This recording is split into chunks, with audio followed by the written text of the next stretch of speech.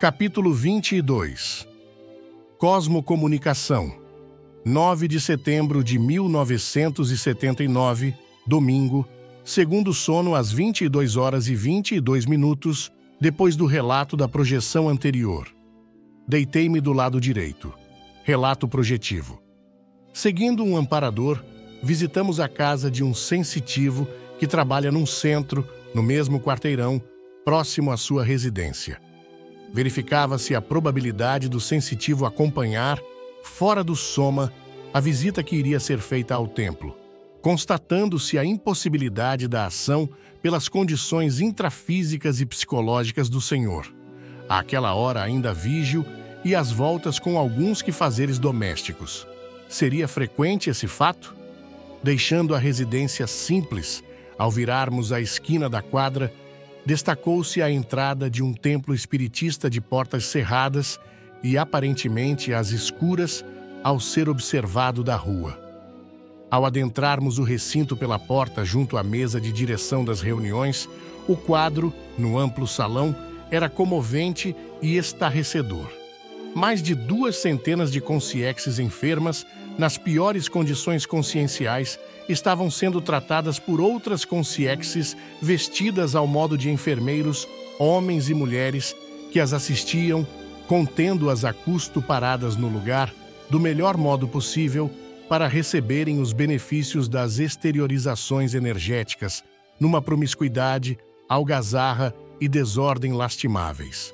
De consins, só havia algumas temporariamente fora do soma, num grupo silencioso, recolhido em oração, ao que tudo indicava, junto à direção dos trabalhos, inclusive algumas senhoras de origem humilde, simplesmente trajadas.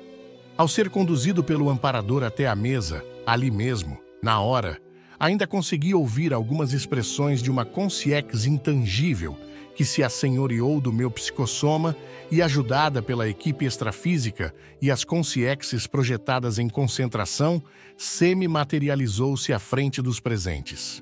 Vários grupos de enfermos recuaram assustados, ajoelhando-se, escondendo o rosto com as mãos ou pondo os braços sobre a cabeça, como se surpreendessem com a aparição ou temessem a força emanada do visitante. E a mensagem Cosmocomunicação e Radiação, iniciada com firme referência à misericórdia de Deus, prolongou-se talvez por 1 hora, não me permitindo captar as ideias em razão das condições do momento. Percebia, no entanto, que as emissões mentais potentíssimas, de mentalizações profundamente realistas e substancial magnetismo, conseguiam, pouco a pouco, pacificar a multidão desvairada dos desequilibrados. Ao concluir a peroração, a consciex, já inteiramente tangível naquele ambiente de sofrimento, foi assistir a casos isolados, junto à direção extrafísica das tarefas da noite, no espaçoso templo espírita de casa térrea e rústica, fechado no domingo à noite. Permaneceu inesquecível a visão dolorosa das máscaras de anormalidade dos doentes atendidos, especialmente um caso de aberração ou licantropia que as circunstâncias me permitiram observar melhor. Consciex, que fora mulher, 1,40 cm de altura, disforme e dementada, volumoso abdômen, pernas finas e tortuosas, e na testa fuliginosa, acima do nariz, enorme e impressionante olho único, ciclópico, lacrimejando sem parar, inteiramente transtornada pela atuação vigorosa da flagelação mental causada pela hipnose inferior. Tresandavam odores fétidos da enferma que, ao se agitar em convulsões subentrantes, infundia compunção e repugnância.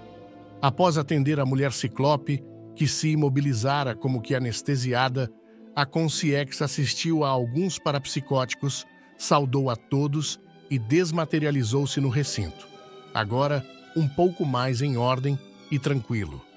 Os enfermeiros extrafísicos começaram a partir com seus tutelados, demandando núcleos de auxílio e recuperação. Dentro em pouco, o ambiente do centro retomaria as características que lhe eram habituais.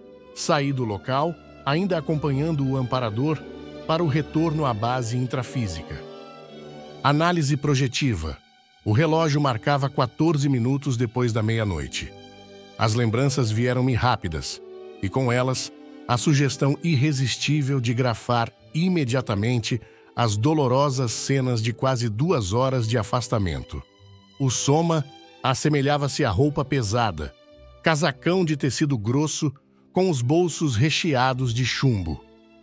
É comum os amparadores aproveitarem os ambientes intrafísicos em disponibilidade, como os templos e igrejas vazios, em seus horários normais de fechamento, para a realização de reuniões assistenciais às consciências carentes, utilizando para isso as energias gravitantes na atmosfera desses locais, construídos mesmo com essa finalidade. Muitos frequentadores intrafísicos são requisitados fora do soma para colaborarem em tais trabalhos que preenchem a capacidade e o tempo ociosos das casas de fraternidade.